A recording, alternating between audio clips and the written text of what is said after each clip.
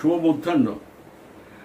আমি গৌতম ঘোষ, বেহালা শস্যনাথ থেকে আপনাদের একটা খুব মুখরোচক একটা আইটেম আমি করে দেখাবো।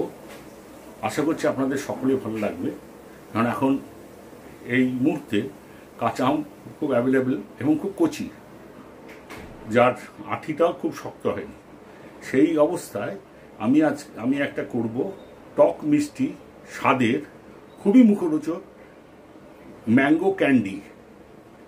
ম্যাঙ্গো ক্যান্ডি করার জন্য আমি কিভাবে কি নিচ্ছি যদি আপনারা দেখুন, খুব সামান্য জিনিস লাগবে। এখানে আমি দেখুন আমগুলো খোসা ছাড়িয়ে ঠিক এই রকমভাবে কেটে নিয়েছি, এরকম লম্বা লম্বা করে, বেশি চওড়া একটু, কারণ এটা ফুটবে ন্যাচারালি। এটা এখানে 1.5 কিলো আম আছে, আর সঙ্গে আমি বাতাসা নিয়েছি। এখানে যেহেতু 1.5 কিলো আম আছে, এখানে 700-750 মতন বাতাসা নিয়েছি, আর কিছুটা দেব আমি এই আখের গুড়। তো আমি প্রথমে শুরু করি। আমি আছে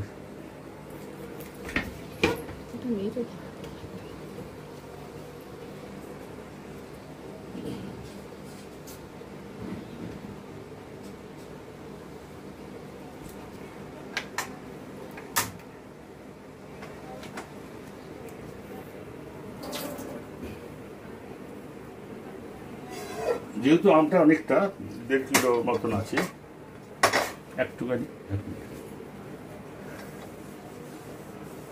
আমি ভেবেছিলাম অন্য একটা ইয়েতে করবো, কিন্তু এটা হবে না, পরিমাণটা বেশি বলে। প্রথমে আমি আমটা দিয়ে দেবো, সরাসরি আমটা দিয়ে দেবো। আমটা আমি দিয়ে দেবো উনুনে, গরম হোক, এবং তার সঙ্গে সঙ্গে আমি বাতাসাটাও দিয়ে দেবো।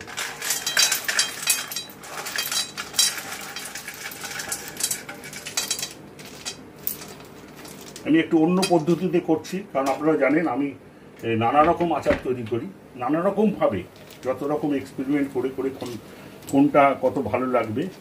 আপনারা বুঝতেই পারছেন, আমার ঢেকে গেছে, আমটা পুরো ঢেকে গেছে দেখুন। এবার এটা ফুল গ্যাসে, মানে হিট ওভেন করে ওটাকে হতে দেব। এবার একটু পরে এটা বাতাসাগুলো মানে হয়ে যাবে, আমি একটা থালা দিয়ে বাতাসাটার উপর দিয়ে চাপা দিয়ে দেবো।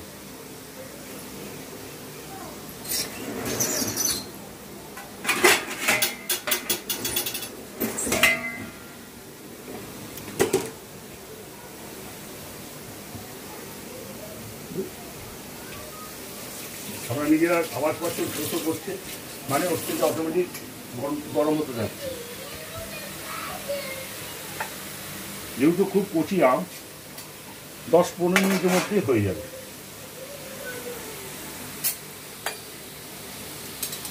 এবার একটুখানি বাতাসাগুলোকে নিচের দিকে যেতে দেবো, আস্তে আস্তে করে একটু বাতাসাগুলোকে নিচের দিকে যেতে দেবো, তাহলে আমগুলো পোড়া লেগে যাবে।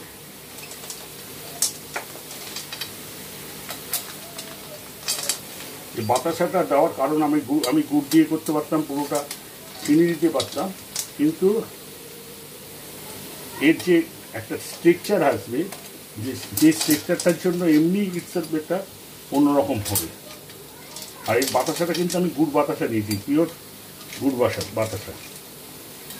চিনি বাতাসাও নিতে পারেন আপনারা, কিন্তু আমি চাই না, কারণ আমি কি বলছি, আপনাদের অনুরোধ করবো যে করবেন যেন চিনি বাতাসাটা না ইউজ করাই ভালো।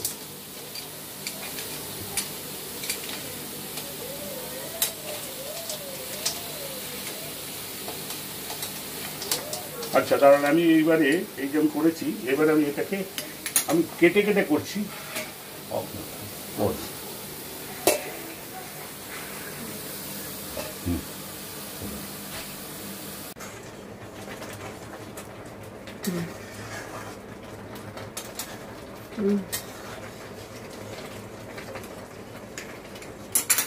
দেখুন বাতাসাটা গলে আমগুলো রংটাই পুরো চেঞ্জ হয়ে গেছে, এবং আস্তে আস্তে আস্তে আস্তে পুরো এই যে বাতাসার কালারটা এটা নেবে। যেহেতু কচি আম, বেশি ফোটাবো না, আস্তে আস্তে হবে। আমি একটু মিষ্টিটা টেস্ট করব, টেস্ট করে যদি মনে হয় আমি একটু গুড় দেবো।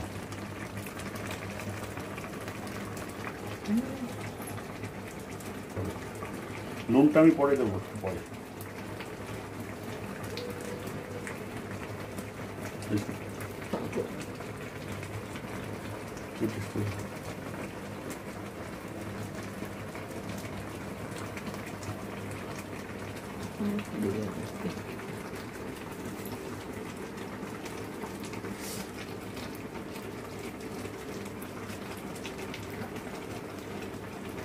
টক আছে না?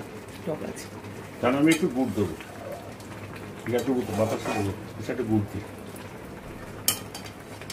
আমি একটু গ্যাসটা এতক্ষণ মিডিয়ামে ছিল, এবার আমি স্লো করে দিচ্ছি। আমি একটু গুড় দিই।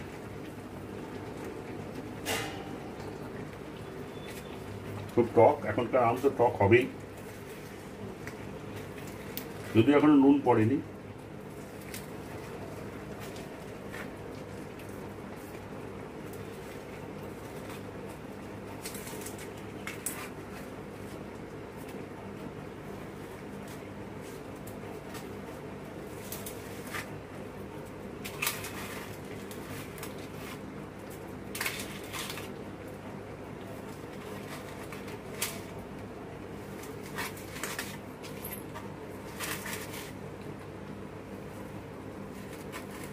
এটা হবে অ্যাকচুয়ালি মিষ্টি এবং নোনতা স্বাদ, নোনতা দিয়ে নোনতা স্বাদ, আর কিচ্ছু দেবো না, কোনো মশলা দেবো না। এটাকে একদম আস্তে আস্তে শুকিয়ে ফেলবো, গোটা গোটাই থাকবে।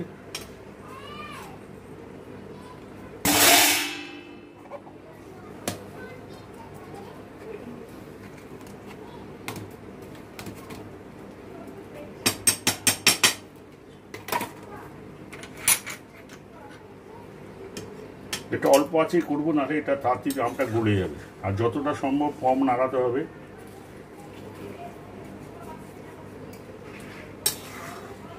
দেড় কিলো আম তো, মিষ্টিটা একটু বেশি দিতে হবে।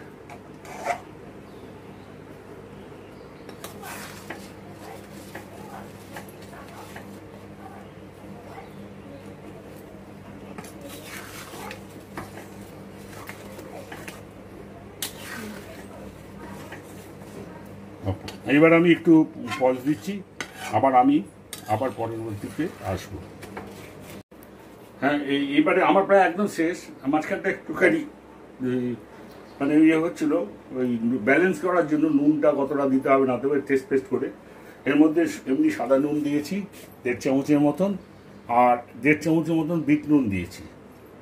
আমার এটা এখন এরকম দাঁড়িয়েছে, আমি একদম নিভিয়েও দিয়েছি। এইবারে কি করবো ধরো, এরপরে আমার এখানে হয়ে গেছে। এরপরে একটা কাজ আছে, 2-3 দিন রোদে দেওয়ার ব্যাপার আছে। কিভাবে দেবো?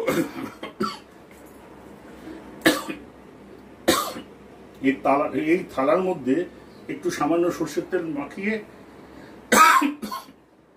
একটা একটা আম এখানে বিছিয়ে দেবো। এরকম 3-4টে থালা যা লাগবে। এটা 3-4 দিন ধরে রোদ খাবে, পুরো রোদ খেলে পুরো ব্যাপারটা একদম পুরো সিনক্রোনাইজেশন হবে, এবং সেটা একটা ক্যান্ডি তৈরি হবে। এবং ক্যান্ডিটা তৈরি হওয়ার পর যখন একদম হাতে লাগবে না, ইজি উঠে যাবে, তখন কিছুটা মানে চিনি গুঁড়ো করে সেই চিনিটা ওর মধ্যে উপর থেকে ছড়িয়ে দেবো, দিয়ে ওইটা দিয়ে মাখিয়ে দিলে এটা সারা বছর রেখে খাওয়া যাবে। এবং খুব অসাধারণ, এটা খুব উপকার, মুখটাও ছেড়ে যাবে। আর মানে খাবার অরুচি টরুচি হলে এটা একটু মুখে দিলে বেশ ভালো লাগবে। যখন তখন একটু মুখে দিলাম লজেন্সের মতন, আম লজেন্সের মতন। এটাকে নাম হচ্ছে ম্যাঙ্গো ক্যান্ডি। এবার আমি ছাড়ছি, এখানেই শেষ করছি। আমি পরবর্তীকালে যখন আমার রোদে দেবো, 2 দিন দাঁড়িয়ে যাওয়ার পর কি দাঁড়াচ্ছে সেটা দেখাবো।